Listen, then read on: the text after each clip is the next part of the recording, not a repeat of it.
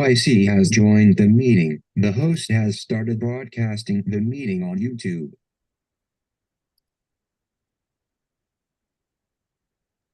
Rebecca and Ed, are you guys hearing the audio reading of? Yes. Yes. Okay, I'm gonna have Yes. to try to figure out how to disable that. So if you Okay, want to I give me thought I one more did. minute to figure that out, because that's so distracting. I thought I did that to myself. I was wondering.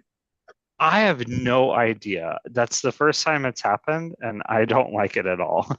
Is this like that new thing that came with my phone? This update, like AT&T had or something? Like they redid the way your Oh, I have no contacts come idea. onto your phone or something? I have no idea, but it's really distracting. Agreed. Thank you.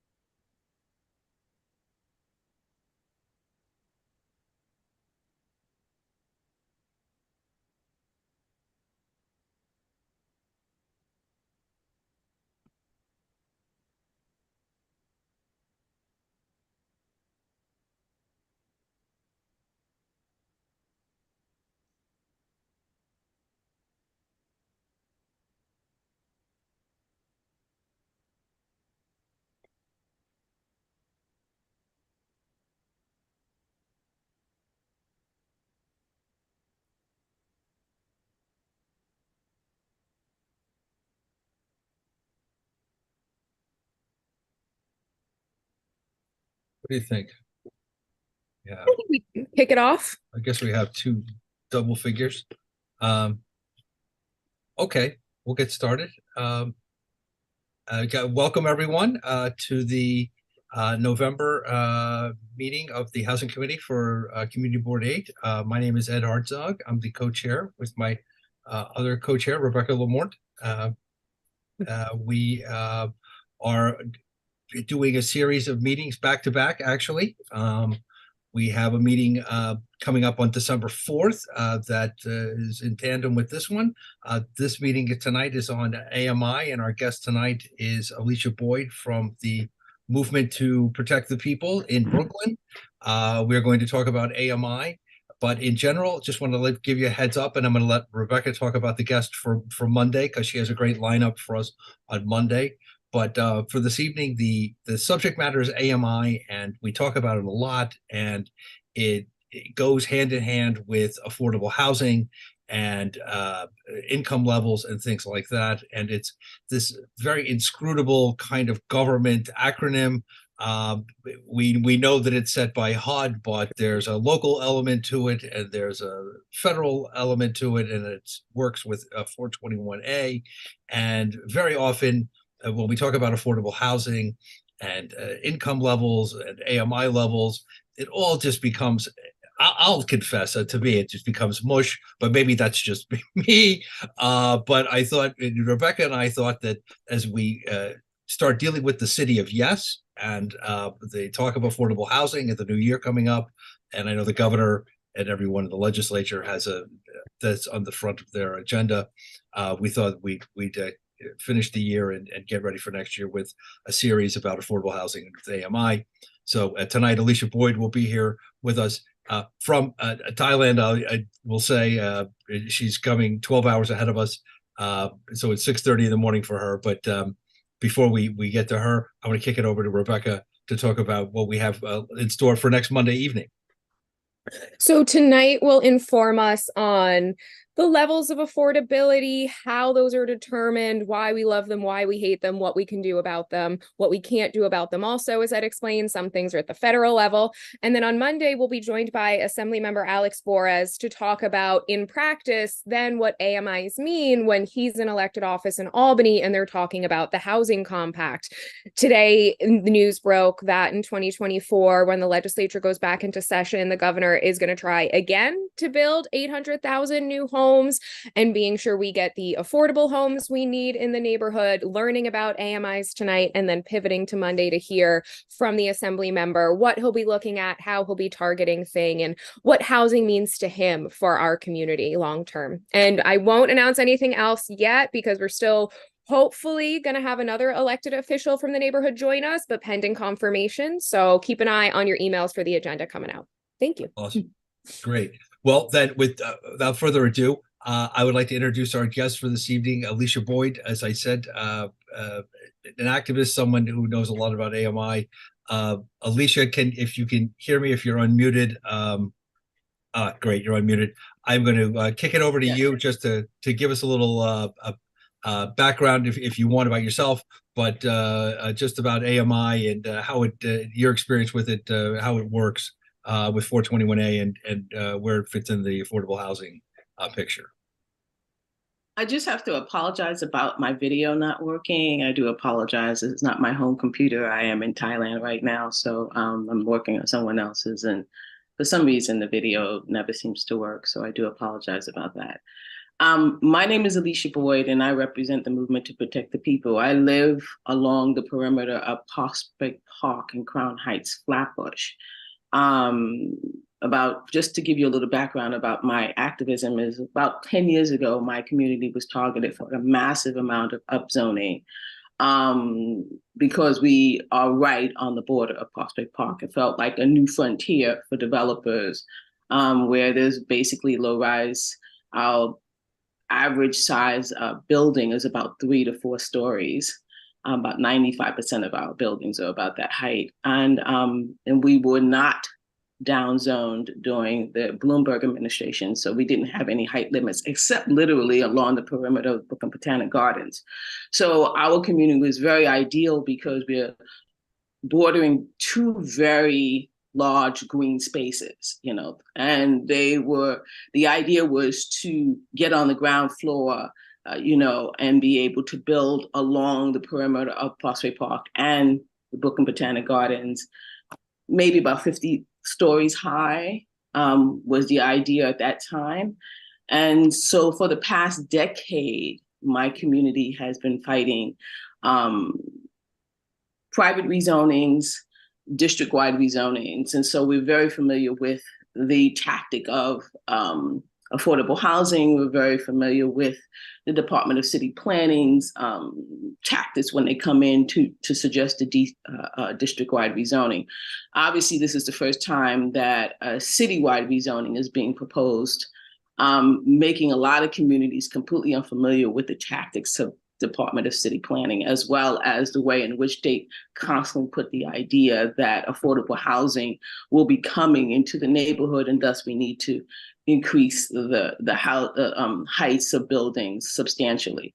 So I've watched every community in New York City that has had a rezoning challenge, basically watching them each fall as they fall underneath the guise of city planning's very good presentations that they do, very, salesmanship, as they convince you that you have so much power, but at the end of the day, they do exactly what it is that they wanted to do from the beginning without maybe making some very minor changes. But at the end of the day, the rezoning proposals are basically what you're going to get. I know you guys are focusing on the housing amendments, text amendments that are coming, that are currently under environmental review, and really will not be before you until sometime in the spring, summer, because that environmental review is supposed to be pretty intensive. I mean, it's citywide. But I just wanted to say that you are missing and you're not paying attention to the business ones that are coming in front of you that your community board has to vote on by December 30th. So I did want to do the AMI, but also, if you don't mind, if I can just speak a little bit about that, because you guys have to vote on that. And it will have a major impact on your residential developments. It will have a major impact on your apartment buildings, anybody who has residential with commercial corridors, and basically your entire community has commercial corridors, you have commercial overlays. This will have a major impact. So I hope that you don't mind if I do that. I do have a presentation. I know that I would have to be added as a host in order to share the presentation. Would you mind if you add me You don't as a need to be host? added. You can just share. You can share your presentation. Just hit the green Can I button. just share it? Oh, Yeah, you okay. can. Because everybody's Zoom is so different. Everybody's is different. Yeah, Yeah, no yeah. worries. So let me see. Okay, share screen. Okay, great. Oh, nope. I don't see me being able to share. You should. Yeah. I pressed on the button share screen, and all I got was, yeah, I don't You have should have the a pop-up box that comes up with the different things. Yeah, it says desktop one, but there's a error message. There's iPhone. Oh, I wonder if it's Access. whatever error you're getting with your camera is also having that. Do you have that in like a Oh yeah, slideshow? that's true. My camera's not working, so I can't share it to you. Oh, If you, but if you have that in like a slideshow deck, I'll chat you my email address and I can put it yeah, up. could you, and then what I could do is I could just let me figure out. I'm sorry, I should have done this beforehand. Hold on. That's right. So yeah, let me look at your chat. Let me see. And let's see. Just kindly don't read it out to the YouTube. No. Let me see. Just give me a second if I can just find. I'm just looking on my desktop to find the presentation. Okay, there it is. And I'm not really. I'm not really familiar with how to actually put this AMI presentation into. Oh, transfer the doc is restricted by your account administrator. They said that I can't. No. Could you just, I chatted you my email address. Could you just email it to me? Oh, okay. Let me see if I can get it. Okay, got it. Okay, got it. Little bright.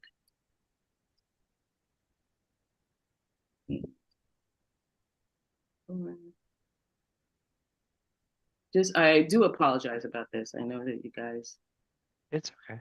so many other things that you are doing.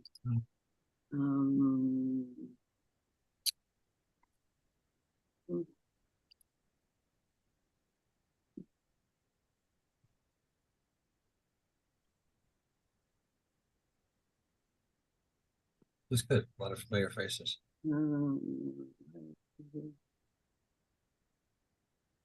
Okay, so I'm just going to. And I'm going to shoot you an email with the email that you provided in the. Well, I'm just right now. I'm in the middle of just creating the email and sending. Oh, you the perfect. Okay. Choose file.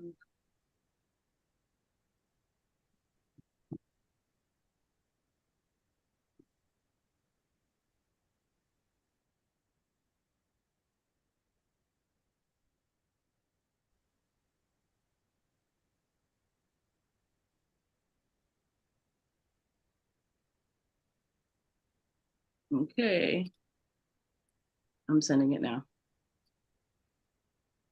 Okay. Okay, great. You should see it from Alicia Boyd at earthlink.net. Okay, so what I wanted to just talk about, which some of you may already know, so I do apologize if the information that I'm giving you is redundant. But and there's a chart inside of the presentation, which could be very helpful to you guys. It's constantly updating annually, and so the numbers that you're currently seeing will not be the numbers actually that the developer will use at the time of construction. So, and remember, the numbers are constantly always going up. When I first started this, great, there it is. When I first started doing AMIs, the 100% AMI was about $100,000 for a family of four. Now, 10 years later, it's about 150,000. So as you can see, the AMI constantly goes up. So the area median income is just the average income of a particular area. The area can be defined in any way in which a person chooses, but the one that HUD determines comes with money. New York City, HUD defines New York City's area median income to not only include all of New York City, but also Long Island, the more wealthier, the wealthier area, and Westchester. And so these other very wealthy communities combined with New York City bring the AMI up much, much larger than the average median income of New York City. The average median income of New York City currently is around, for a family of four, and I'm using a family of four because that's what HUD tends to use when it looks at a particular, when it reports, is around $70,000. However, the average for 100% AMI. However, in New York City, New York City's is around 70,000, but when you add Westchester and you add Long Island, it goes up to, let's see, 152,200. So that means that there's a major increase in the AMI. And this is very important because this is the way in which developers make a lot of money. They make a lot of money because they're actually looking at AMIs that really don't target the average person, community in New York City. They're looking at a much wealthier group of people. And so they can build what they call affordable housing up to 165%. If you look at the chart, for people who make almost $300,000.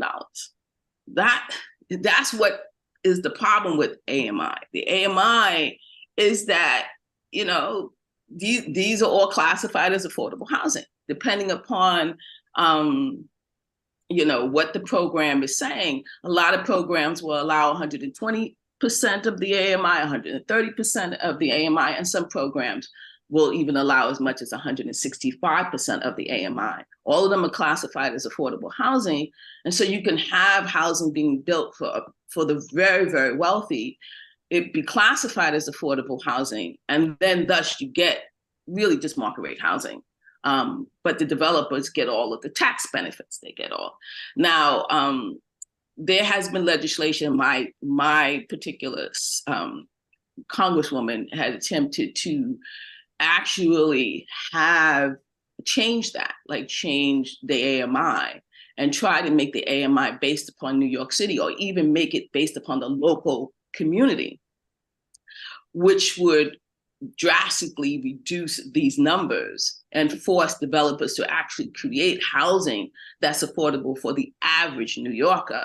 But that got turned down immediately because they said it would be a financial hardship and to developers, and it would not allow developers to build as much housing as they could build, and et cetera, et cetera, et cetera. So these are the AMIs. Now, New York City does not have to adhere to HUD's AMI. If New York City decided that they wanted to have a program and they wanted to do something, they can do the AMI of New York City. There's nothing that stops them. There's no law that stops them. But they continue to use HUD because developers continue to say that this is the only metrics that they want to use because it justifies the drastic, very drastic, the creation of very expensive apartments underneath the affordable category. The AMIs really are just political cover, right?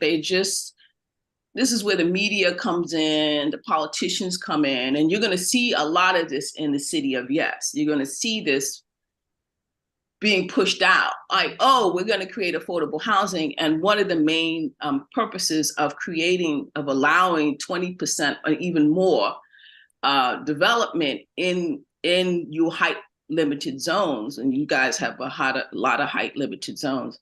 Most of your entire community probably was down zone sometime in the 2000s during the Bloomberg administration. They're going to say, but we're creating affordable housing. We need this affordable housing. There's been talk about 100% AMI, but I can tell you they're not going to do 100% AMI. They are going to do much larger. They're going to have options. Most of these AMIs comes with options where developers are allowed to choose between as low as 30% of the AMI, as high as 165% of the AMI. And when they have these options, most of the time they always go towards the larger AMI. Because think about it. You're getting all this money. You're going to get the same amount of money. You're going to get all of the tax breaks. You're going to get all of the funding from the state, from the city, from the federal government. Why would you want to have, low income residents in your building when you can have high income residents in your building and still get the same pot of money? So of course they always go towards the higher AMI.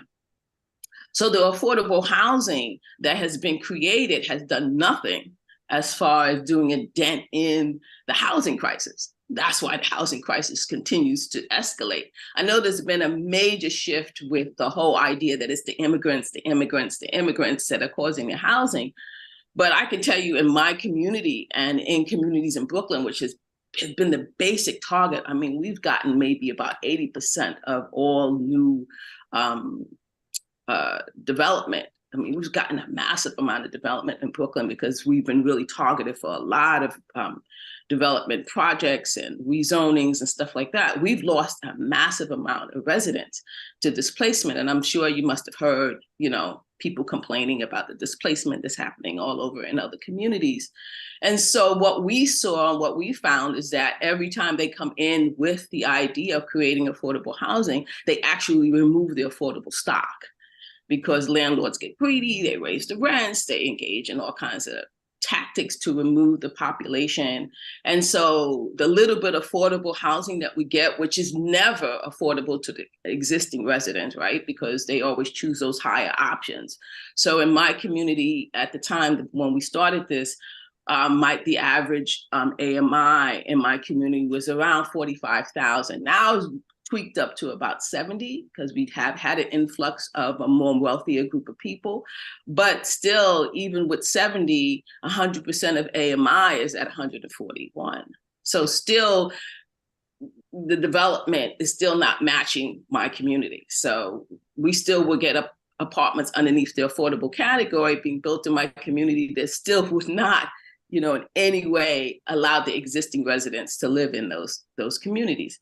And so it's not just the immigrants that's causing the housing crisis, it's also the development that's spurring all over New York City, that's forcing where we're losing affordable housing. I'm sure you guys have a lot rent stabilized buildings in your neighborhood. Because you guys have very old buildings before 1974. And so a lot of your community residents have rent stabilized. I don't know how much issues you guys have had with landlords and, removal and stuff like that. But with some of the changes that are coming underneath us, you could, at some point, be very vulnerable to the pressures that we've been under for over a decade. And you could lose more affordable housing, you could lose rent stabilized housing, both with the business tax amendments and the housing tax amendments that are coming your way.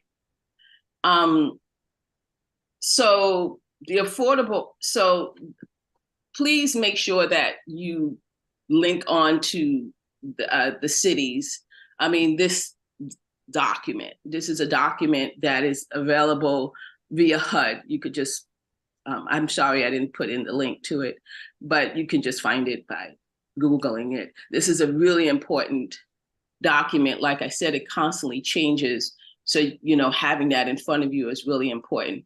Right now, what we found is that, in fact,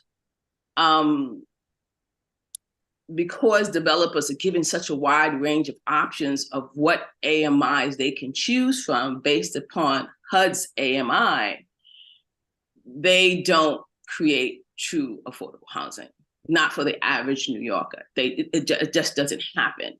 And that's why you have the housing crisis. You have the housing crisis because you have all of this massive amount of development in low and moderate income communities where they are creating apartments that are for a wealthier group of people who then come in and then spur, the removal. And so you now have over 100,000 people in the homeless shelters. And so again, they always use oh, we're going in, we're helping, you know, Black and brown people, we're creating apartments for them. But in truth, that does not happen. Maybe about 5% of every rezonings have created housing that the local residents have been able to afford. And at the same time has created a wave of displacement. So that 5%, we wind up using 20% of the residents. We lose so much affordable housing, especially our rent stabilized housing. And we get this very, very small, you know, percentage of affordable housing that may actually go towards the residents. And unfortunately, a lot of them just stay empty. They just don't get rented. There's a loop in the law that says that even though developers get all this money to create affordable housing, they don't necessarily have to actually fill those vacancies. And so a lot of times, a lot of these affordable units that are truly affordable to the residents don't get filled anyway. So it's a bust. Alicia, could you just speak a little bit about on the 421A? And I'd seen some stuff Yolanda had done, but if you could speak to the choices developers make with the 421A. I know it's expired, but there's talk of bringing it back or another iteration of it. But how the AMI worked to the point you're making now with the 80/20, and then as the percentages went up, the developers got to choose between which AMI they used in choosing in 421A, and to the point you're making about how they always ended up choosing the third option with the highest AMI. Could you explain a little bit about that? Yes.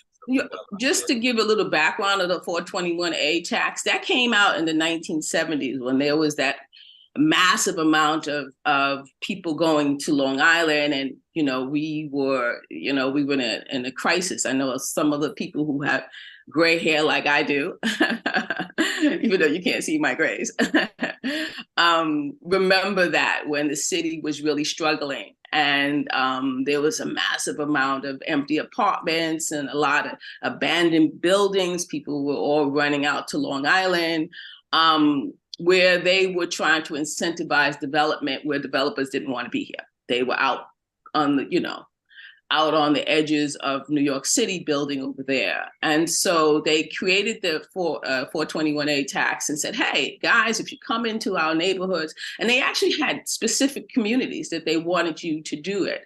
Come in and build, we will give you this great tax incentive. Some of them for 30 years, you wouldn't have to pay taxes. I mean, that's great. And so that 421A, it expires, and then it got, it gets expired. It's a state thing. So it does run out, and then, there's a push to bring it back, and then it runs out, and then there's a push to give it back. However, a lot of housing advocates have said, well, wait a minute. We're no longer in a housing crisis in the fact that we have developers who want to build all over New York City now. So the climate has changed drastically. We don't really need the 421A to get you to build, because you want to build anyway. Developers are all over communities building. There's been so much development happening in almost every community in New York City. And so the need for it, has, they feel has expired. And so there's always a fight. There's now a fight every time they come back. And yes, as you stated, the AMI allows you to have choices. And again, it's just one program. There's a lot of other programs that do the same thing, including the MIH program, where, if you do an 80-20 split where 20% is affordable and 80%, is market rate, or 30% is affordable, and if the percentage goes higher, like 30% AMI, affordable housing, you have more options. So you have more options on that scale from 30% to say maybe 130%. And because you have that option, if you look at your 130% AMI for a family of four, we're talking about $183,000 for a family of four. So now you can create an apartment where you're looking for people who make $183,000 underneath the AMI, and you get all the tax breaks. You don't have to pay taxes for 30 years. And they, of course, they tweak this every time they come back up with the new AMI. So I don't really know what the new one is. You know, I remember they were changing it the last time. They changed it from 30% to 50%. 50 years, I'm sorry, from 30 years to 50 years. So literally for 50 years, you don't have to pay tax. I'm talking about the developer, right? I'm not talking about, you know, we're talking about the developer does not have to pay taxes on that building. If they're building essentially market rate in some communities, and other communities, we're talking about luxury. You know, my community, 183,000. I'm just like, whoa. So, and that's continues to be the issue, right? The AMI continues to be the problem because they refuse to change it from the HUD standard to the area median income of the local community.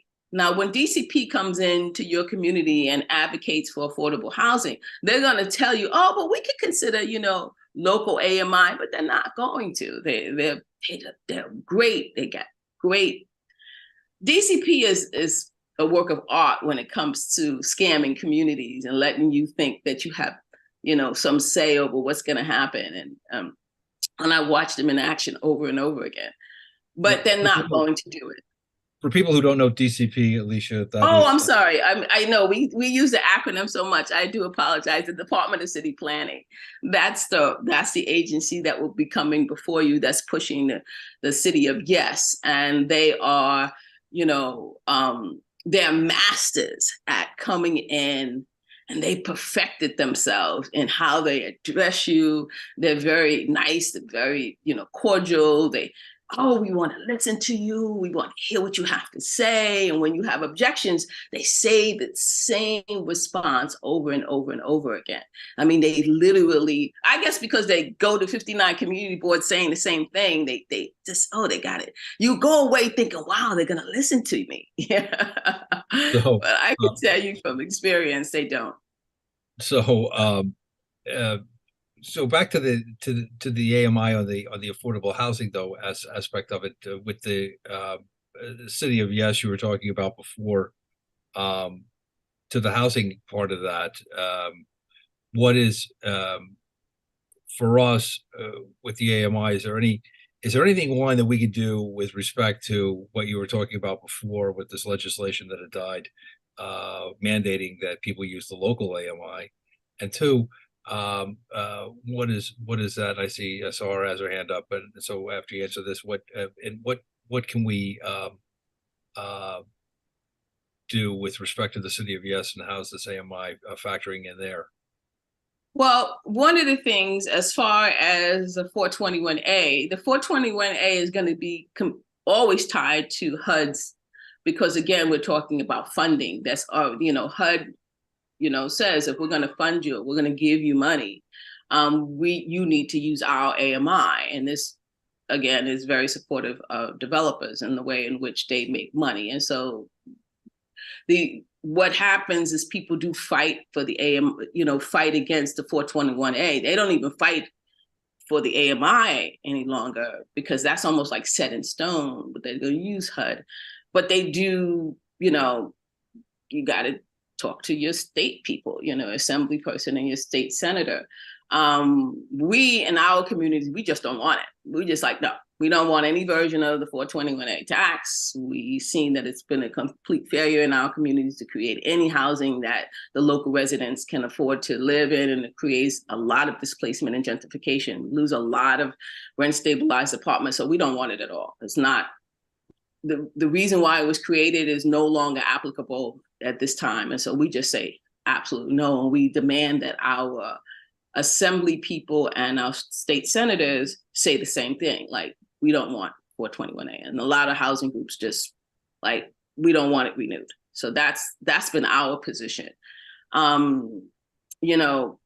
Again, there's been discussion about using the local AMIs, but it's always a discussion and it's never put into into practice. I've never even seen legislation that demands that. Because again, HUD has set some very strong rules that if you want money, you have to use their AMI graphs. And Right. so that's it.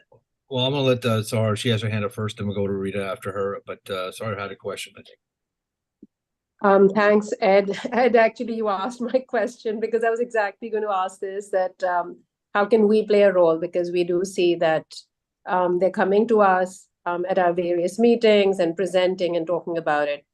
So I think Ed, you asked my question exactly. Sorry. How can we And as far as I'm sorry, I didn't finish Ed's point. The question was about the city of Yes and what they're doing with the AMI.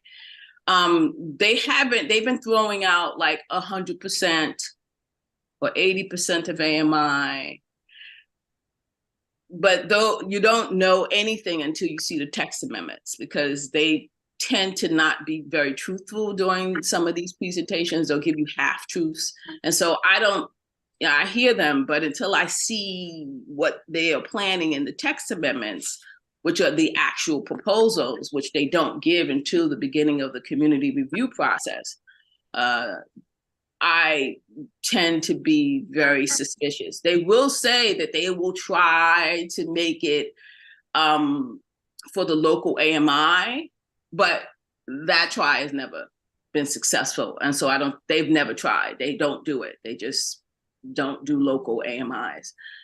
Even though they will come and say that they will look at that and they will consider it. And they know that it's an important issue. I have never seen DCP do a local AMI with their rezonings. By the way, I put that link at the HPD's link for AMI in the chat. I don't know if people can see it, or Will, if Will puts it out there for everyone to see it. Thanks, Will. We'll go to unless I'll you had another question, or but if you didn't, then we'll go to Rita. No, I'm good. I think I just had that question because I was listening to it and I was like, what can we do? But I still feel there must be something. I understand that you're mentioning that it has been tried over time and nothing has materialized. Is there some other way that we can play a role, like conversations, like are there any resolutions that can be done and which would help? Is there anything at all? Well, as you guys are already familiar, you are advisory at most, right? Yeah. And I'm sorry to take this very strong stance, but because of my own personal experience with the Department of City Planning and rezonings and the promises they have made that have completely failed, we just say a hard no. We just say no. You know, that's the clearest message that we can give. Like, we don't, you know, we're not going to tinkle. We're not going to ask you to change something. We just say an outright no. And we believe that's the strongest response. Right now, Queens has said, every community board in Queens has said a straight no to the business text amendments that come on. They have not, you know, because they understand that because they've dealt with their own rezoning issues in Queens, they know that that's the strongest response, is just to say no. But that's up to you guys how you want to, you know, delve into it. Have just a point of clarification. Have you guys been in a zoning struggle in this community in the last decade? Well, we had a little battle last year with the blood center. Elizabeth, yes, I remember that. Elizabeth Ashby, who's on the call with us, on the Zoom with us, is very integral to the creation of the R8B, which got blown out by the blood center. And I guess the follow-up to that is what's going on 94th Street. And you had mentioned that to me, Alicia, in our email exchange, when you noticed when I sent you the zoning map for the neighborhood, the R8B, you had mentioned that. Yeah. I was conversating with people from the blood center of that resistance, and I was in conversations with you guys about that. So yes, I'm very familiar. You know, that is one of the few rezonings that got pushed despite the fact that your city council person has said no to it. So that was an interesting twist on that. But that shows you what rezonings tend to be like in communities of color. Like we always lose them. We don't win them unless we can stop them before they begin, which has been our strategy. But I'm sorry. Go ahead. That's all right. No. Well, listen. We'll go to Rita. Hi, can you hear me? I think I unmuted. You are. I am. Alicia, I think you're terrific. I have a question. I've been involved in affordable housing. I think the most incredible program that ever was Mitchell Lama, and I know that there can be a Mitchell Lama too. My gray hair is taken care of by Clairol, so it's not gray, but I probably will never live long enough to see it. But my question is that I was under the impression that developers had to were able to use HUD, AMI if they had federal money in the development, and if they didn't, what about census check? Have you ever used census check? Again, we have proposed a lot of communities when it came to the AMI and redevelopment and rezoning proposals have proposed using the census tract to create the AMI, the local AMI. That would be the local AMI. And again, we get the same response, and I have never seen anything different. If somebody knows something different, please let me know. But the constantly DCP will say, yes, we will consider it. We think it's a great idea. We know how important that is, but we always come back with the HUD. They stick with the HUD. They don't have to. They don't have to, right? This city of yes does not have to stick with the HUD. Why? There's no law that says you have to do so, but they will adamantly stick with the HUD. They will adamantly stick with the HUD because that's what developers want. They want to be able to get that funding if they build in communities. And they want to have those very large options so they can basically build, market rate housing underneath the guise of affordable housing. Yeah. Absolutely what I thought. I caution all the community board 8 members on here when the developer Friedland was it, who came for East 94th Street, the first presentation, it was census check. The second presentation was HUD. So for AMI, the two. So I just want you to be aware of that. I was aware, but as an army of one, I've gotten to realize that there are enough arrows in me that enough. However, last night, as I said, the reason that we don't have affordable housing is because developers don't want to build it. For no other reason, they want their money faster. There isn't one person, one developer who was a Mitchell Lama developer who did not walk away to be a rich person. And Alicia, in Brooklyn, most of the Mitchell Lama apartments that are still in existence in Brooklyn are all co-ops. Yes, they have been converting to co-ops to protect themselves. Thank God they're doing that, because otherwise a lot of the Mitchell Lamas had like a 30-year, timeline. And so a lot of these buildings that were created back in the 70s are now, converting back to either market rate housing or rent stabilized housing. But a lot of the Mitchell Lamas, they got together and said, okay, let's buy. And so that was a really good thing to keep, to protect the tenants in the communities. One of my very favorite examples is Independence Plaza down in Tribeca.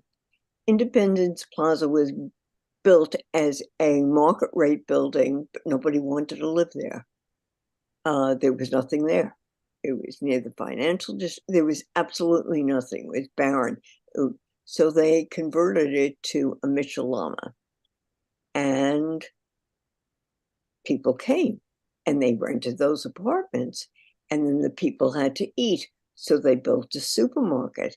And then people had children. So they had to build a school. And then the school said, we need a library. So they built a library. Right now in New York City, that is the highest value pieces of land is Tribeca.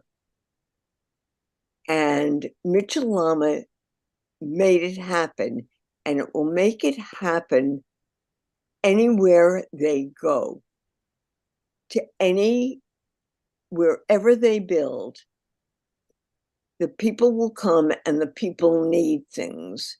So I'm going to take my podium and put it away. I'm going to die saying Michelama was the answer.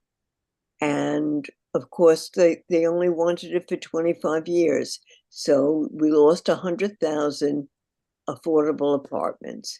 And now, how do we as people say, enough to the developers, you're going to do it our way, not your way?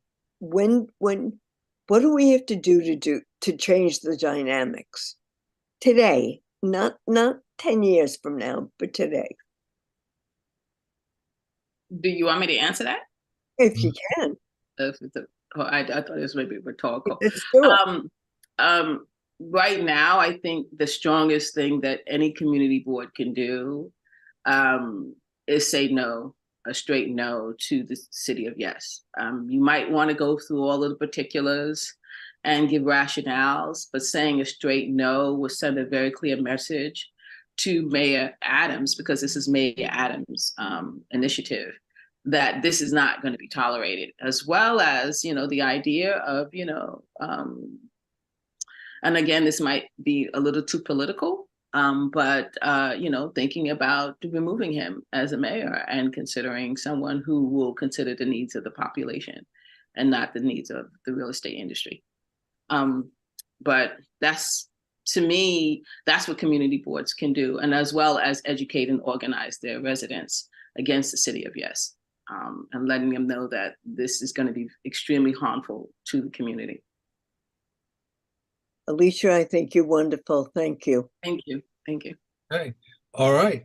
We are going to go. I jump in quickly? Of I have a course. question. Actually, Yes, the developer talk just brought something to mind. And also, Alicia, this is actually not our first community board meeting together. You and I did the Bedford Armory campaign, I realized, in listening to you. I for the laborers union, and we were on the same side trying to fight the forces of predatory development out there. So it's great to see you again. It's great to see you. Yes. That was quite a time. Yes.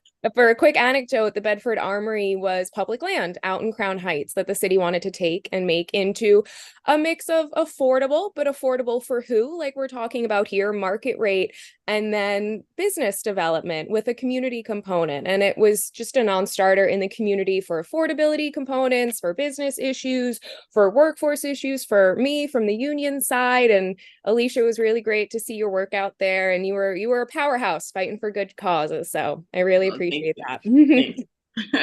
But in talking about that and knowing how development goes in New York, something that I've been a part of on the work side, but I've never seen materialize, and I don't know if you have as well, Alicia, and you could speak to it more, when trying to get to these deeper levels of affordability and lower AMIs, the city always puts money on the table for developers. The state does too. The federal government does too. And sometimes when you heap monies out there, we can get lower affordability levels. What's your thoughts on that? What's your feedback? I would love that we're not using our tax dollars for private entities to make them more money, but that's how we're doing development right now. So what are your thoughts on that front? How can subsidies fit in to maybe try and get us closer to the more perfect image while it's still an imperfect process? Well, yes, they do the subsidies, but they keep the choices. That's the problem. They keep the choices. Yes, you might have some development that actually would create, like I said, about 5%, might create some affordable housing that's affordable to the existing residents. But once they create it, they leave them empty. Yep. So yeah, you're going to get some. Again, we've looked at the numbers, 5%. You're going to get 5%. And so, yes, where the city sits there and gives them even more money. And, because the developers not only want the increase, right? They want the 3, the 4, the 5 additional stories, but they say, but that's not enough. We need actual money to help us build this affordable housing. And so give us more. And yes, they do. They subsidize. They will come in and do this great subsidizing for the low affordable housing.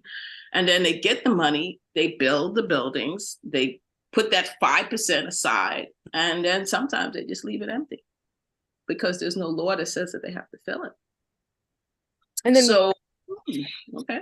I was just going to say, is there anything percolating that you've heard in Albany? Maybe we could ask our assembly member on Monday about that, or about if there's more legislation coming down the pike on the AMIs using locals versus HUD, anything like that to flag for us? We haven't heard anything where anybody's talking about changing HUD's requirements and changing it to the area and medium income to local communities. I haven't heard any legislation being proposed. If it is, it's very quiet. I haven't heard it. And I do try to keep my ear to the ground on these issues. Right now, everybody's just talking about Hochul's agenda and, uncapping the cap, which will be devastating for you guys, of heights and, and insisting on creating their own the statewide rezoning proposal that will require all communities to increase their housing stock. That's all I've heard, but I have not heard any legislation coming down for just changing the AMI. Thank you. And now we'll go back to some community board members. Ed, who is next up in the queue? I think it's Boaz, and then it's Andrea, and then back to Sahar. Boaz, you're up, I think. Hey guys, can you hear me? Okay, perfect. I have a question and a comment. So first of all, a question to the speaker. Sorry, I didn't catch her name. I joined a little bit late, but I heard most of the conversation. I learned a lot. Thank you very much. But can you? Not bad. I mean, can you give me a short explanation from your end? What does it mean, affordable housing? I mean, if someone asks, what is affordable housing in New York City? What would you say in 2 sentences? Affordable housing, that phrase is one of the most ingenious phrases that has come up. What's your take on it? I'm just curious. That's what I'm giving you my take. It's an ingenious phrase, because the moment that you say that, people think, oh, I can afford it. There's just a dramatic kind of concept to the word. It really needs to be eliminated. And you need to change it. And there's been ideas of changing that, because it's a scam. Affordable housing is a scam. It's just a scam. It's, in a nutshell, it's a scam. It's a way in which we have basically misled the entire New York City, as well as the country, under the impression that we're creating housing for the average person, when in fact we are not. We are not creating housing for the average person. And the average person cannot afford the affordable housing. But the term is ingenious. Okay, perfect. Follow-up question, and then I have a short comment, just a quick question. So, so let's say that you are the decision maker. I don't know, prime minister, I mean the mayor, whatever, and they tell you, okay, we do want to create affordable housing here in New York City. Give us like the main thing. What do you do? If we're looking at AMI, then it has to be based on a local AMI. You need to look at the census tracts. You need to look at what is, the average affordable housing, and you need to create housing for the average person in that community, below and above. It should be the local AMI. So you do agree that we need to create more housing? I'm not sure if I agree with that. I think there's 350,000 empty apartments right now in New York City that could house every homeless person in New York City currently if we wasn't warehousing the 350. 100,000 of those apartments are rent stabilized apartments. I didn't say I agreed to more development. You asked me a specific question. If I were a developer and if I wanted to build, how would I do that? But I didn't say I wanted to do that. I think there's enough housing currently right now in New York City and enough billable space, FAR, in the existing zoning that will allow more development to happen because it's happening in the existing FAR. Right now, there's been major developments happening all over New York City underneath the existing zoning, and they're building. New York City has been building for the last decade, if not more. And, but if you but you have a high vacancy rate on high-end apartments. You have almost a 20, like downtown Brooklyn, for example, in my neighborhood. We've gotten, oh my God, 50, 100-story buildings. Vacancy rate about 50%. 50% vacancy rates. That's extremely high. But for the low moderate income, it's 1%. For our high end, it's about 50. So we're building. You're just not building housing for the average New Yorker. Okay. I have more, very interesting. I mean, what you're saying, I learned a lot. I do want to say a comment to the community board members. So I will make it very quick. So first of all, yesterday there was a very interesting conversation. Basically, yesterday we had like the kickoff of I think it was zoning committee, the kickoff of the conversation of the city of Yes. There wasn't any PowerPoint presentation. There was just a discussion, and it was actually interesting because first of all, I'm a very vocal supporter of the community board, and it was and yesterday it was a very successful meeting because first of all we had a lot of community board members joining, and moreover we had a lot of public members joining. I think it was a meeting of over 50 people.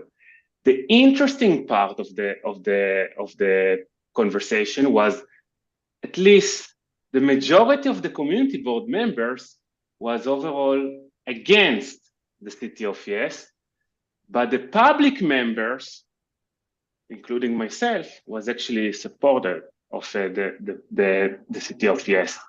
The public members that many that joined, they are basically market rate, people that live in market rate apartments. And I say that unfortunately, if I could somehow squeeze to affordable housing or rent control, I would be happy, but it's just not that doable. Now, there is always a question, and the question happened yesterday. Someone asked, people were saying, listen, nurses, teachers are basically using the market rate apartment. And then there was some kind of a doubt from the community board members. Some of them say, how can a teacher basically rent an apartment in Upper East Side in a market rate? So funny enough, I don't want to out ourselves, but Rita and I live in the same building apartment. It's a mix of affordable apartment and a market rate. I'm the lucky one that in the market rate. And I don't know if Rita got the letter as well. I think that I think all the building members got it. It's basically tenant association, employee holiday fund, a holiday transition. basically the union, the people, the staff members of the building is saying, listen, Christmas is coming, give us like, I don't know, they give us some kind of a rate, how much to give them. A studio apartment, 1 bedroom apartment, very interesting letter. By the way, I usually give them more than what they ask because I know some people in the affordable cannot give them, those amount. But I just want to, basically they give the answer of how teachers can live in a market rate. Basically they say, many apartments in the building have a multiply leaseholders. So what does it mean? Because, and then they said they give you a calculation. If you live with in an apartment with 5 leaseholders, basically roommates, then how to calculate how much you need to give to the Christmas. That's how teachers and nurses and the people of the people that basically support Upper East Side lives in Upper East Side. Basically, the minimum wage of a teacher here in Upper East Side is above, the salary of the affordable housing. They just cannot get into affordable housing. Same thing with nurses, same thing with many different positions. And the way that it works is basically, building like this that have 1 bedroom, 2 bedroom apartment. These people from a lower occupation basically squeeze in. That's my take. Last comment. So in Upper East Side, there are a few groups. There are like the apartments owner, co-op owners, the lucky one. There you have people that live in affordable housing, people that live in market in a rent control, and the market rate. And every person have a different, different interest. I think that eventually we all need to work together to find solutions that works for everyone, for the people in affordable. I understand the people that own apartment here and they don't want to have a decrease in their value of apartment because there is like a new tower in front of their building, and we do want to increase the number of housing, and it means that probably we do need to see how we can increase the market rate apartments. I hope it makes sense, and yeah, but anyway, good conversation. I just have a question because obviously I wasn't at that meeting. Was this a presentation for the business tax amendments that are being proposed by the community board, or was the housing tax amendments? It's basically, it was just an open discussion. No one came from the city. It was just basically. But remember the three amendments being proposed. Which amendments was the topic? So we didn't even get into that level. We were just, we shifted the conversation to the housing thing. Okay, then you were probably talking about the housing tax amendments. Yeah. Just for clarification, the housing tax amendments, you guys have a long time to discuss these issues because they will not be coming before you for a vote until sometime in the spring or summer, and there's going to be an environmental review process. So, a lot of people are kind of focusing on that when you actually have the business tax amendments that are coming right now before you guys that you have to vote on by December the 30th. And because it's going to affect housing, and just to your point, so I can just be clear, just to your point where you're talking about the need to create more housing, the business tax amendments actually will be taking away residential housing because they are planning on increasing the amount of floors that businesses can now reside inside of residential buildings, and it will definitely affect you guys, especially with your C1 and C2 districts.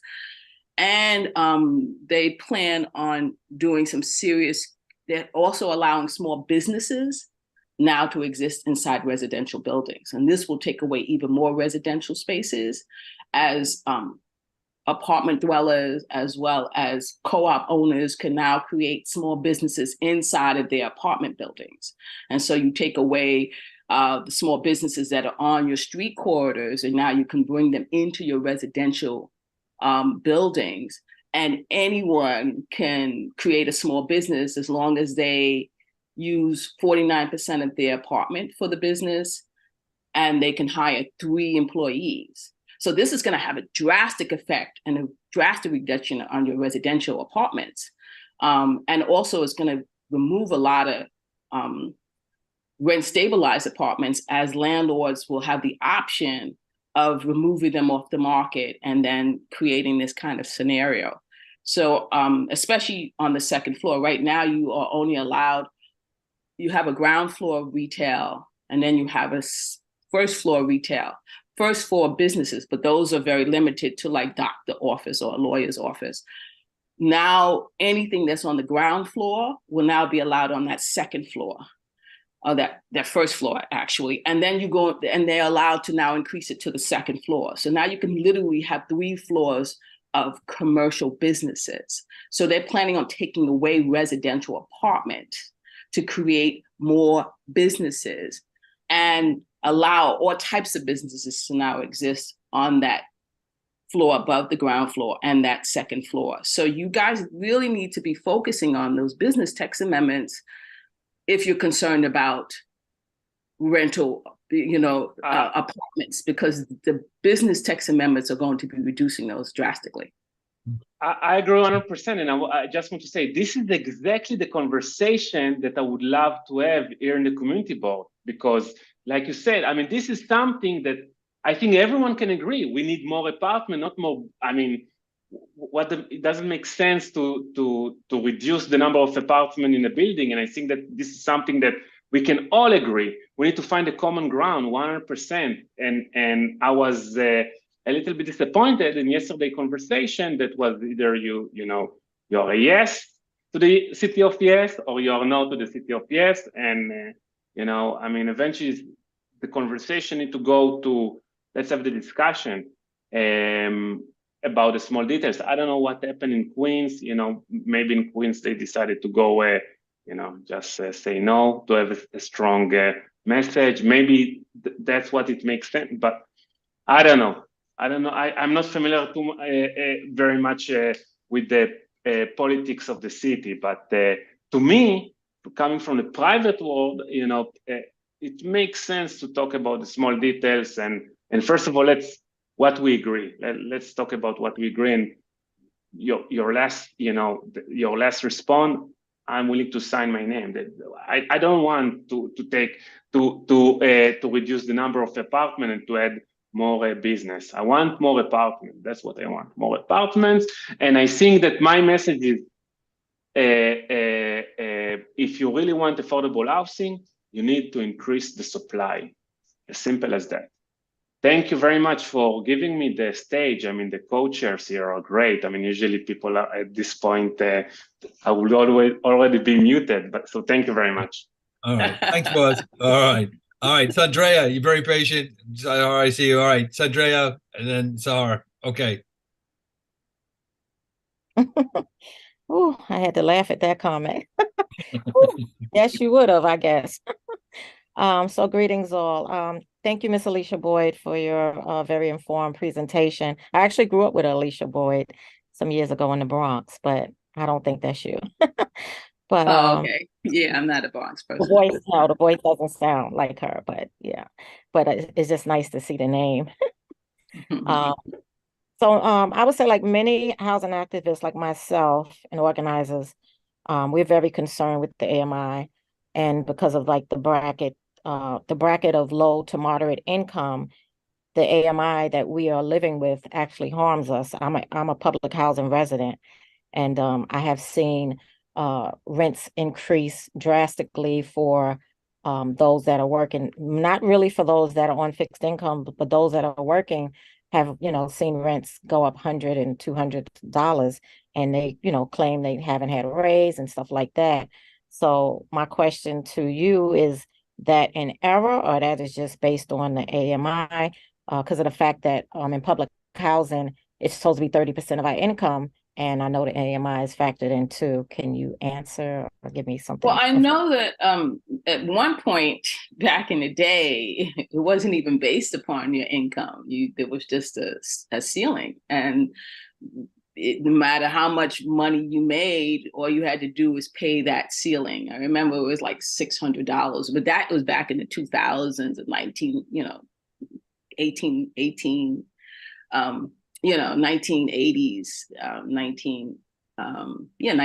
1990s. And then they changed it and they said, okay, we're going to now require residents to pay 30% of their income. And because that's, again, another HUD standard. The HUD has a standard that in order for you to be able to truly, quote unquote, afford to live in an apartment, that you should only pay 30% of your income. And the rest of your income should be disposable for you to pay on everything else. And so if you're paying more than 30% of your income, then you're not living within what they considered your means. And so these apartments that they do come up, they are very income restricted because you have to be able to have 30% of your income has to be able to afford the apartment.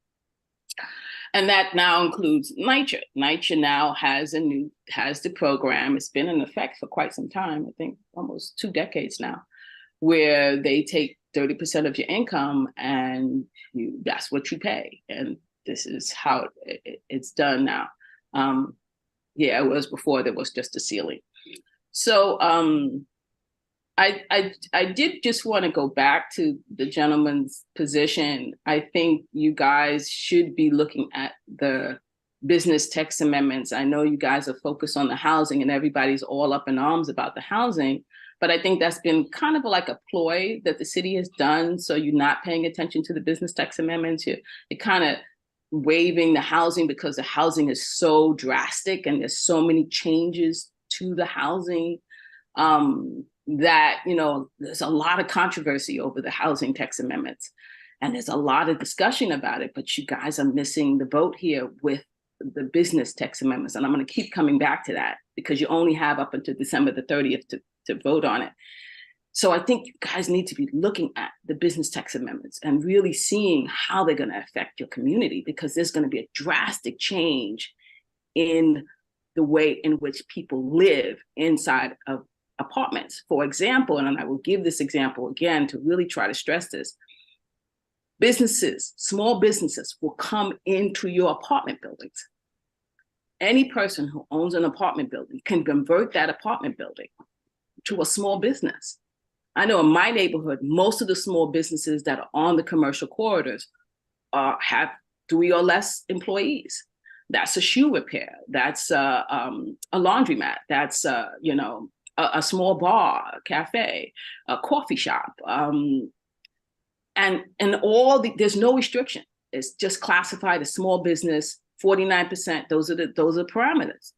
49% of your apartment, 3 employees, and you label it as a small business, and it opens up as of right. This is as of right. So you can have buildings now that have a tremendous amount of businesses. You have all types of people walking into your building who will be entering into the building, going to these businesses. Imagine the foot traffic, and because the primary goal of the apartment is still residential, that's why it's only 49% commercial, all of the protections that a renter has or a property owner has will still ensue. That means is that the Department of City Planning can't just come in, an agency cannot just come in without the approval of a person. You would have to get a warrant in order to enter into their apartment, even though they're creating a small business. So you're opening yourself up to a massive amount of changes in the way in which you live to these proposals. And people are missing this. They're missing this. You can't miss this, guys. This is really, really important. You guys now all live in a building. Imagine if somebody next door to you decided to create a small business and decided to sell marijuana. They could. Or they wanted to open up a liquor store. They could. Or they wanted to create a drugstore. They could, underneath the new parameters. So please look at these business text amendments and really consider them, because they are very, very important. They should not be overlooked. They will have a drastic effect on your residential population. And I don't know how many people, I know I live in a private house in Brooklyn. I don't want my neighbor taking half of their building, their private house, and turning it into a commercial space, a small business. I don't want that personally. I live on a residential block. I want my residential block to be residential. I don't want commercial on my residential block. I don't want the foot traffic. I don't want the noise. I don't want the parking.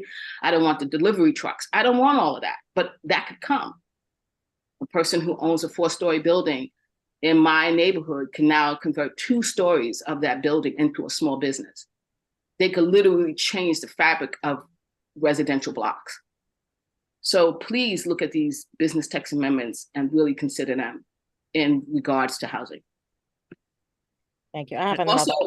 Also, you're welcome to go to my website where we've done a series of email information on the business text amendments. So we went through this almost 700 pages of text amendments, and we looked at the most severe ones. And we've organized it. We got links in there. We got explanations, because by trade, I'm a teacher. And so I will put my website in there. So please take a look at these, short, very short email blasts that I had. I've already sent out 5 so far on the business text amendments to familiarize yourself, so that when your community board does come up for a vote on this, you guys can share your wisdom and knowledge with them, and possibly your concerns. So let me go ahead, and can I put that in the chat? I'm going to put that in the chat. You can put it in the chat to me, and I'll put it in the chat to everybody else. But I just want to clarify, we do actually have until the end of January to issue our opinion for that. Really? It's not the end of December. Well, that's not what DCP stated. I can show you the letter if you'd like me to show you the letter, but I have a letter from DCP that said that they will continue accepting comments from community boards well through January and even into February. Really? Because yeah, and if you look at ZAP right now, it shows that the portal closes for community board comment in mid-January. Oh, really? I just want to make sure you're not worried about the timing as much, because we actually do have a significant amount of timing. We're going to have several meetings on the City of Yes for economic opportunity. Okay, great. I know the last time we spoke to DCP and they came to us, they told us, and it was on their website, that community boards had up until December the 30th to vote. I'm glad that they extended that, because there's so much to these amendments. And it takes communities such a long time to understand them. I know it took me weeks to go through the text amendments. So I'm glad to hear that. I'll let my people know, because I hadn't heard that. We kept hearing the 30th, December 30th. And I'll definitely, we'll check that to, because that's really important. I hope that is definitely true, but I'm glad some people obviously must have pushed back and said, this is crazy to do these kind of text amendments and give community boards only 2 months. But that's basically what the law allows them to do, but they can't extend it. So I'm glad to hear that. Thank you so much. But let me go ahead and still put, I'm still trying to open up this chat. I don't know why I can't seem to open up the chat. Well, Ed, I have your email, so I'll just, can I just send you the website? Sure, you can do that. And I could just send you the website. Yeah, in the meantime, Sandra, anything else? Or, I didn't get that. I want to just point out another thing about the warehousing of apartments. I remember in 2015, a group of us, we experienced an infill proposal with a developer called Fetner. To my understanding, I don't even think he's a part of it anymore. They were supposed to take away a playground in a public housing development and build a 50-story building. We organized, did a lot of actions, and it took 4 years, but we won that fight. But everybody's not that privy to, or successful in these fights. But and I also remember council member Ben Kalos was exposing the warehousing of the apartments, and NYCHA also warehouse apartments too. And like you said, that can actually eradicate some of our homeless crisis that we are experiencing, which would be good. I know we need to actually really organize around that, but is there other ways to, I know it's been exposed in the media somewhat, but is there other ways, like legally that, with our legislators, we know what they need to do and what they should do, but how to really get this, taken care of, that, these apartments are not warehoused. And of course, there's tax breaks for the developers and, the people that own the property. But it's, it's harming people that live here, live in their communities. We got unhoused people. We have people living in buildings or on the street in shelters. And, do have an influx of people again, but we could at least take care of some of the people that are already in shelters and unhoused. You have any suggestions on that? Well, there is laws like in Canada there, because we've discussed this definitely, where there's laws where they say that, landlords could not warehouse. They've created legislation. The city council could create legislation that penalizes and fines landlords who warehouse apartments. Yes, it's definitely something that the government could come in and make sure, that this happens. Is there political will amongst the politicians? People push, hopefully that might get it. I mean, that's what has to happen. There has to be a push from the community to demand that laws are created where landlords cannot warehouse apartments in a housing crisis. Are we focusing on that? No, of course we're not. But that, again, other countries have done that, other cities have done that. And, so it is possible, but where's the political will? It's a bad practice because not just private does it, public housing does it too. Right, so, exactly. It's bad practice. So let's get it on record, right? It's a bad practice. Right. All right, thank you, Boy. Thank you, Senator. So I know you've had your hand up for a while, and Rita, you just had your hand up, but I'm going to go, if you don't mind, I'm going to go to Kathleen Steed because she hasn't had an opportunity yet to speak. Thank you, Sar. Hi, Kathleen. Thank you for joining us. I'm obviously not part of Community Board 8, but did I miss what is going to happen with rent stabilized tenants under these laws? I mean, are we threatened with something or other if we if we're on a second floor, for instance?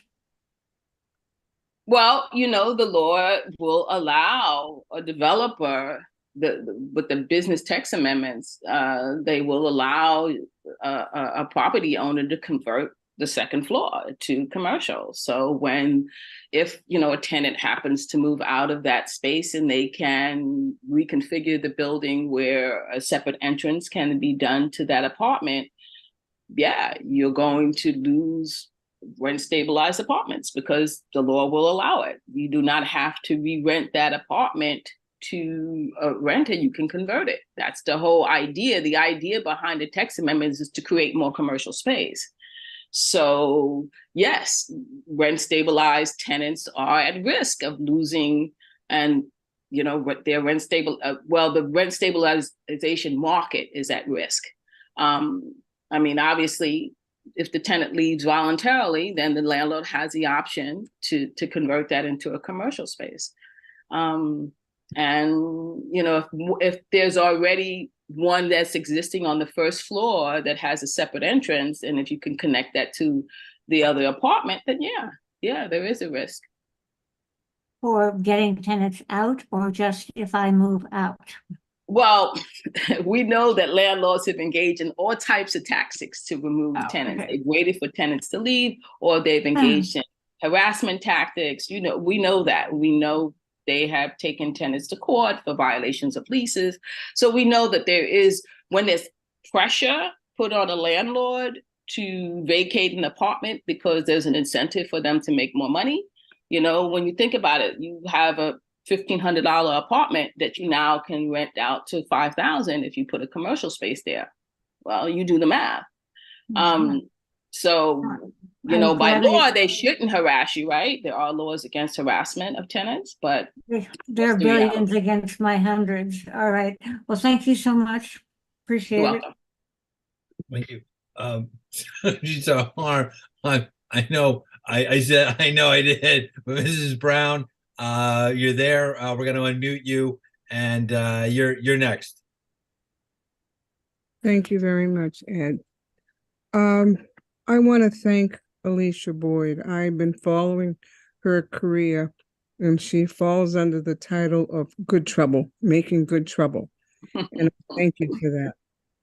I wanted to say to you that I am part of Secretary Fudge's listening group. In March of this year, at the Coalition's Forum, I was one of two other renters who were invited to sit on a panel where the secretary was the moderator. And that's the first time in the history of our government that we had a secretary, a cabinet member who served as a moderator to listen to tenants and their concerns. That being said, we're going to have a listening session next month with her right-hand person, Dr. Ruth Nichols Jones. And I wanted to talk with you offline. So there are a couple of things that I'd like to ask you about, and your presentation was very, very powerful, and AMI has always been a concern of mine, and it should be local. So if you would be kind enough and provide me with your contact information, I will take it now because I'm going to have to leave the call and go to another meeting. Well, my contact information, my email is my name, Alicia Boyd. Yes. At earthlink. Okay. .net. Okay. Now you're going to get a bounce back that's going to say something like, oh, you're not on her contacts and Just respond back and I'll just put you on my contacts and then you could contact me there. Very good. Okay. And thank you very much. And thank you welcome. for your hard work and what you provide the community. And take care. Good night, everybody. Thanks, Mrs. Also, Brown. Ms. Brown, don't forget, I also gave Ed my information, so you're definitely welcome to contact him as well. Okay. Yeah, I'm giving you permission to share my contact information with whoever wants it. Sure will. Ed has my email address, and he can forward that information to me. Okay. All right, will do. Thank you so much. Great. Thank you. Stay Great. safe. All right, thanks. All right. Zohar, thank you for your patience. You and me are up 1-2. No, thank you so much, Ed. And I do want to thank Alicia that you are just amazing. And thank you for all this information because I've learned so much today. So this has been so super helpful. And especially when I think we'd be voting and like thinking of all the various things. I just want to understand, I just wanted to understand a little further about something that you mentioned about that, the 5% figure that you mentioned. You said that, usually developers, they leave those apartments vacant and they don't go for like kind of filling them up. I wanted to understand what rationale do they use? I mean, what's the benefit of leaving something open instead of like giving it out because you get your resources back? And also you said amongst the top 50%, again, that, so I was just trying to understand that as a developer, if they have so many units sitting idle, how does that make it, from the business perspective, how does it make it useful and beneficial for them? Like, so for the 5%, what's their rationale or what's the reason they're doing so? And for the other 50%, like if they're not picked up by the community, people are not moving in, doesn't it make it a loss for them? So I'm just trying to understand, are they getting such huge subsidies that even after all of that, it is still beneficial for them? Just wanted to understand that. I didn't really get that clearly. The first one, what people have to understand is that the housing crisis is, most people consider it because we don't have enough housing. And because almost 90% of rent stabilized apartments are run by corporations. So you have a very small percentage that's actually run by a private homeowner. They group together and they come up with strategies, conscious strategies. And in my neighborhood, people have told me that they've spoken to landlords and spoken to, people inside buildings, and they consciously are withholding so they can create a crisis. And the crisis is now before us, so then they can ask for more things underneath this crisis. And you mean more subsidies? ask for more Like subsidies city from the of Yes. government? Like the city of Yes. You say, Okay. oh my God, we're in a Oh. housing crisis. We have 100,000 people homeless. They're in the street. They're falling all over the place. They're everywhere. They're in the subways. They're everything. We need to increase our housing stock. And so what they do is they hold on to the existing stock with the understanding that they're going to get so much more in 2 years, because a lot of times, these text amendments are supposed to be in effect immediately. Once the city council votes on them, they become effective immediately. There's no time, after that. And so they, are really warehousing to create the crisis and then be able to then modify their building according to what gets passed. And so these are long-term strategies that they've been involved in. They've been warehousing apartments in my neighborhood for about 5 years now. So these are long-term strategies that they engage in. Second, yes, they get the money already. All they have to do is create the housing. There's no law that says that they have to fill it. So that 5%, they've already gotten the money, And, what they do is they also convince the market rate people, like, we're not going to have low income people in this building. I know we have low income apartments in this building, but we're going to assure you. And again, I've had people come to me and tell me these things about apartments that they live in, where the management has assured them that the low income residents are not coming, that they are going to just keep those apartments empty because they've already gotten the subsidies. Because the only law requires is they have to be built. There's no law that says they have to be, rented. They create their own parameters. Like, for example, we saw some developers asking for 800 credit score in order for you to afford the affordable housing. They created that parameter and they said, if you cannot meet a 800 credit score, you cannot get this apartment. So it's not just based upon income. It's based upon whatever the developer of that building decides that person needs to have. And so we've uncovered things like that then keeps the apartment empty because your requirements are so stringent. I mean, who has an 800 credit score? Yeah. I mean, I'm sure there are people out there. Don't get me wrong. There are people out there. I just not happen to be one. Even when I was in the market to buy a house, I didn't have an 800, and I thought my credit score was pretty good. But 800? I mean, I bought a house at 730. But if I had to do an 800 credit score in order to buy a house, I will not have a house right now today. So this is how they keep the residents out. And they have the money. The money is already there. And the other reason why there's so many apartments is because they are so expensive and you don't have the people to fill them. So a lot of these apartments are warehoused. A lot of these apartments are used for other things, some a little shady, so to speak. But you just don't, you got this luxury building, downtown Brooklyn, you got 20 luxury buildings all coming up at the same time. They just don't have the people to fill them. And so they refuse to bring down the price because they're getting all the subsidies and, the existing, they don't. Yeah. So this, the top 50, the top percent, the ones that are vacant because of not having enough people come in to buy because they can't afford it at the market price. Doesn't it make it like a loss for them?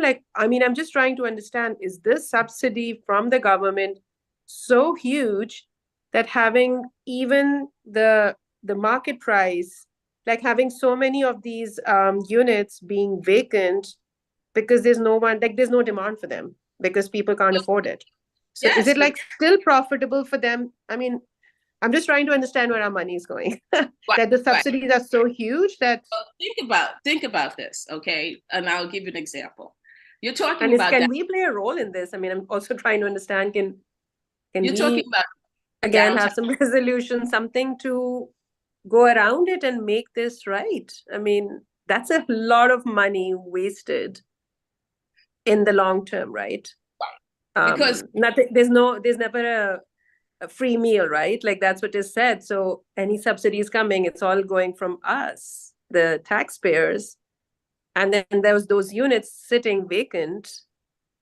And then, so I'm just trying to understand, is there something that can be done right? Because there seem to be two negatives, frankly.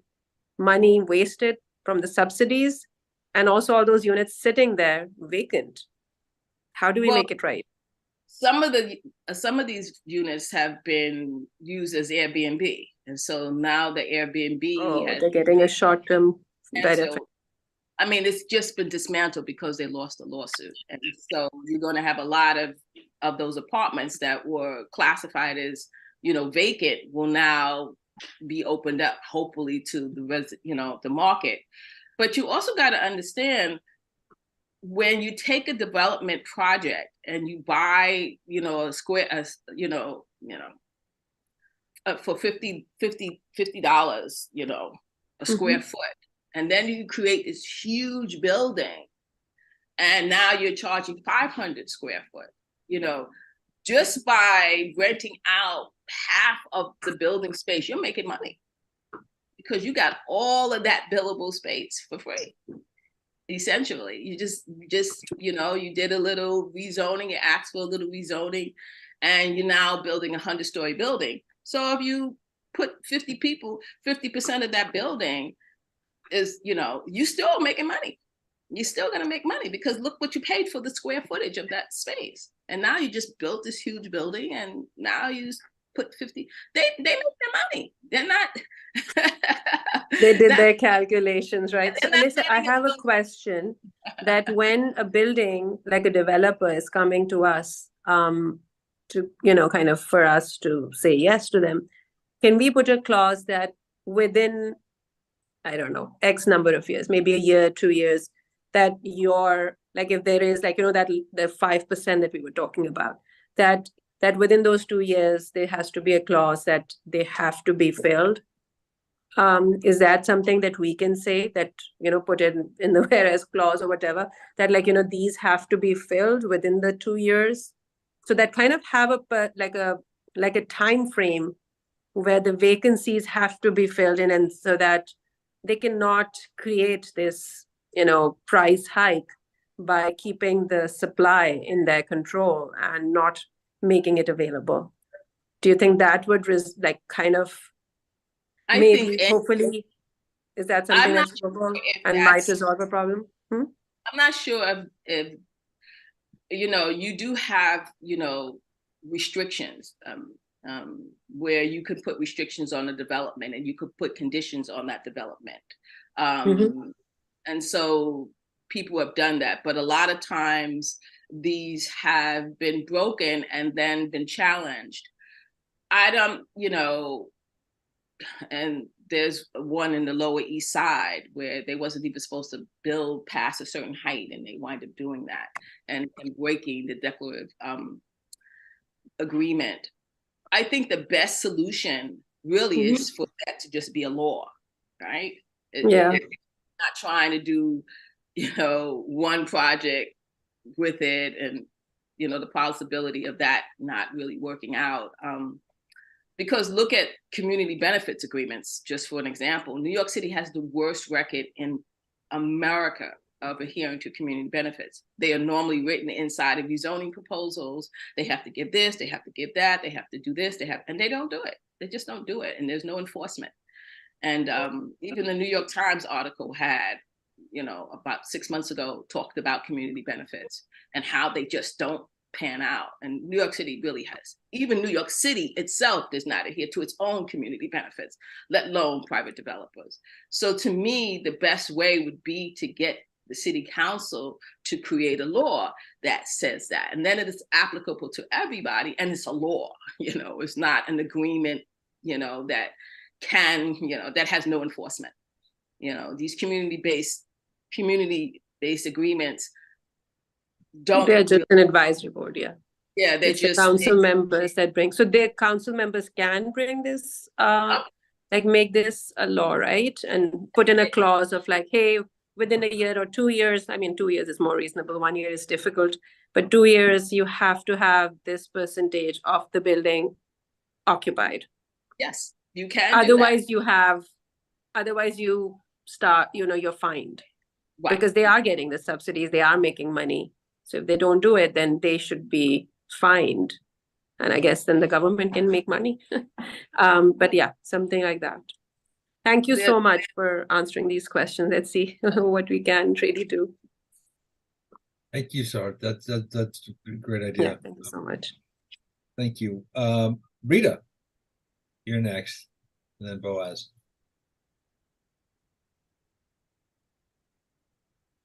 Mine is just a thank you. Thank you to Ed Hartzog and to Rebecca Lamort for having this program, which I think has been one of the best in years in this community board. I also think, and this is just a suggestion, we do have land use, which is a full board, and then we have a full board meeting. I think that the entire board should hear Alicia Boyd and what she has to say, because they get to vote on the things that they're not in the housing committee, they don't hear in the housing committee, they don't go to development, and they vote. They vote stupidly because they are not voting from knowledge. I would love to see you have, I'm assuming Alicia Boyd will agree to this, to have her tell this everything to the full board. We have to vote on all that city of yes. I'm scared. Thank you. Thank you. Thank you. Ed, Rebecca, you did a great job. Thank you. Thank you, Rita. Thank you. You're terrific. Boaz, we have I think you're next. Your hand was up. So you're yes. 10 seconds. First of all, again, thank you very much. I think that we all agree. We need more housing in Upper East Side in Community Board A. The question is how to do it. It should be a mix. I know that we agree. Some affordable housing, whatever it means, and some of them market rate, and to make it make sense for the people that own apartments. So thank you very much. I learned a lot. Just a small comment to Star. I agree with her point, what she was saying about the empty apartment. I don't understand that as well. The beauty about market rate, that's the beauty. Exactly what you said. If there is an empty apartment that is the market rate, eventually the rent will go. The rent of the apartment will go lower and lower until it will meet the demand.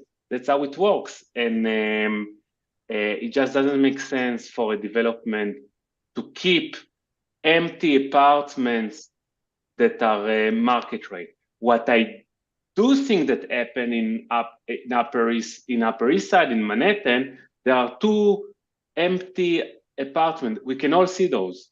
First of all, if you go in Second Avenue, you see all those empty towers. Those are not market rate. Those are people, usually foreign international people own those apartments, and they are like a ghost apartment. What we can do, we can actually tax those, and some cities are doing it. They are creating additional tax for ghost apartment, meaning that if I'm a rich guy and I want to own an apartment in Manhattan, but I don't live there, just in case something happen in my country, I can always have you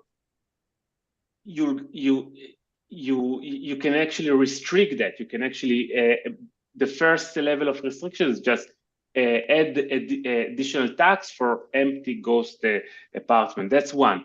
The second empty apartment, and that's something that I less understand, maybe Ed, Rebecca understand it more. What I read in Twitter is that there are like 80,000, 60,000 from time to time. I hear different numbers of market rate / affordable housing apartment, not market rate, sorry, affordable / rent control apartment, empty apartment, meaning that those apartments are not available for Boaz because it doesn't mean that are not available for the teachers, are not available for the nurses. They are just, and they are empty. And why they are empty? Because I guess no one fits the criteria of those apartments. And again, because they are not part of the market rate game. If they were part of the market rate, their criteria will go lower. But that's an interesting subject, maybe for the future, to understand how many empty apartments we have here in Upper East Side and what we can do. I'm just throwing out. Thank you, guys. Great session today. Really appreciate it. Can I just respond back to Boaz? Unfortunately, the numbers are a little bit higher for rent stabilized apartments. It's about 100,000 that are vacant. And when you think about that, and you think about a rent stabilized apartment, normally apartments that go below, let's say, $3,000, and can be as low as $1,200, $1,000. There are people who still have rent stabilized apartments that are actually going for $800 to $1,000. These tend to be rent stabilized apartments, tend to be very affordable.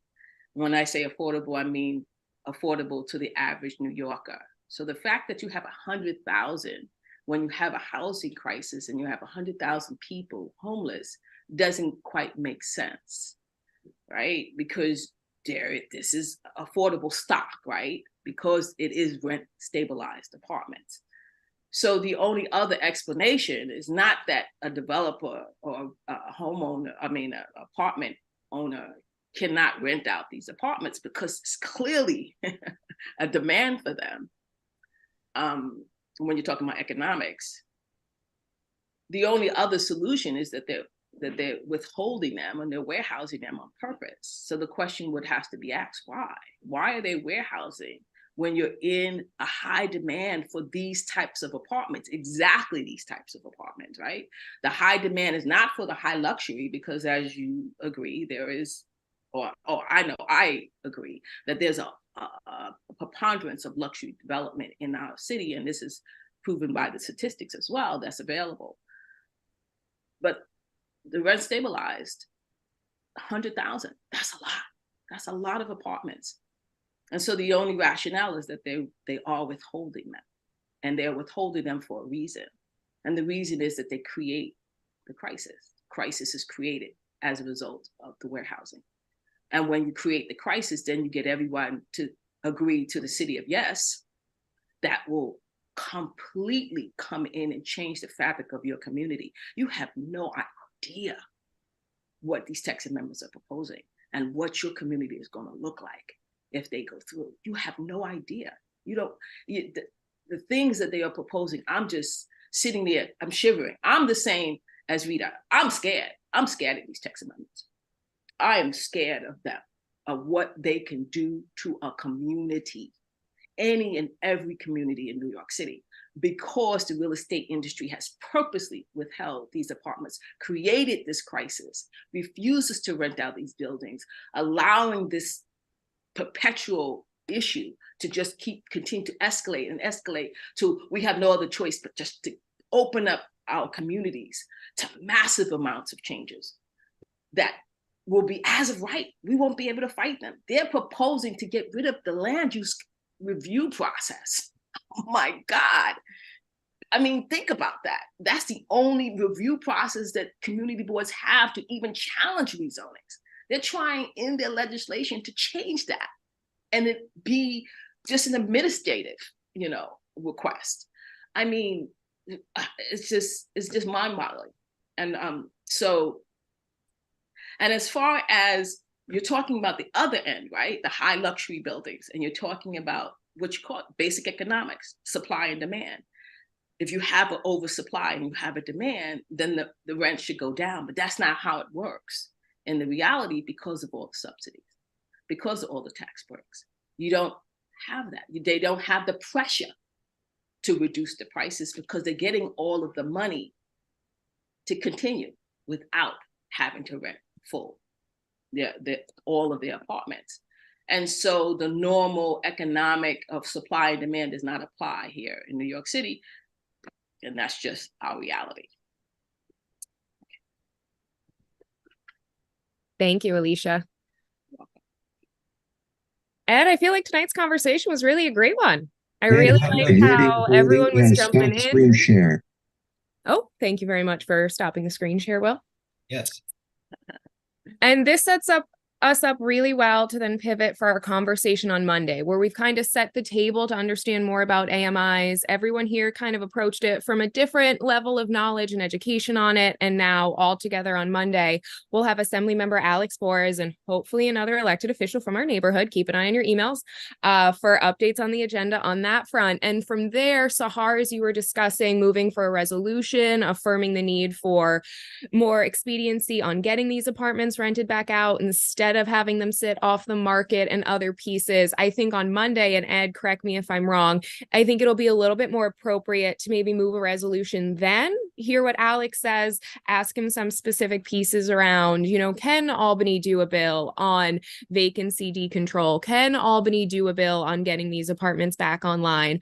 Boaz, to your point about why are these apartments offline for rent stabilized and controlled units, there's actually legislation I work on right now in Albany that it's not in a perfect place yet, but it would try and get those apartments back online, because one of the reasons, in addition to some landlords just being unscrupulous, disingenuous people and getting more tax incentives from keeping these units off the market, there's also an unfortunate situation where some of these units are very old and out of code compliance. So then to do the construction work to put them back on the market when they become vacant, with the finances in place right now through state law, some landlords financially can't do the amount of work needed to make them safe and habitable. So it's a really multi-layered cake that's baked, where the government has a hand in our housing crisis and enforcing our housing crisis and the housing that's built and what isn't built. And then the other side is landlords have a hand in it as well for what they release, when they release, the work they're willing to do, and the work they just can't do because of the metrics on them and the economy around them. So Monday's conversation should hopefully open it up a little more. We can get some answers and maybe put some bugs in our assembly members' ears about some bills he could be doing in Albany next session and going forward. How does that sound for everyone? Ed, am I missing anything? Am I coming off base? No, I think that's a great idea. And Alicia, and take some of the things that Alicia was talking about tonight with Rita, with everyone, with Sahar, and put that in there as well. I think that would be a great idea. And it sounds like I really think that would be terrific. For Monday. I agree.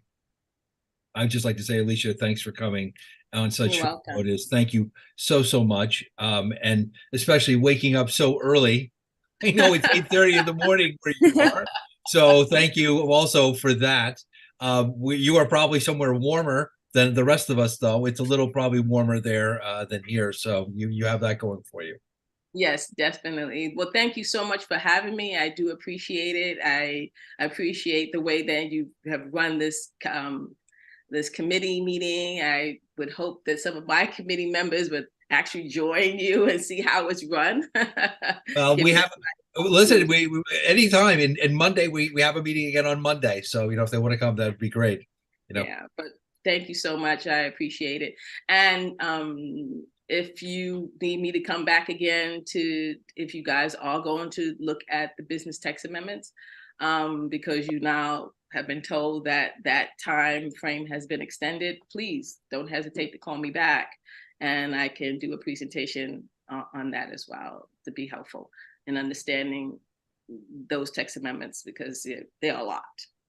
But thank you so much. I appreciate it. So I'm going to go and start my day. And again, thanks for having me. I appreciate it.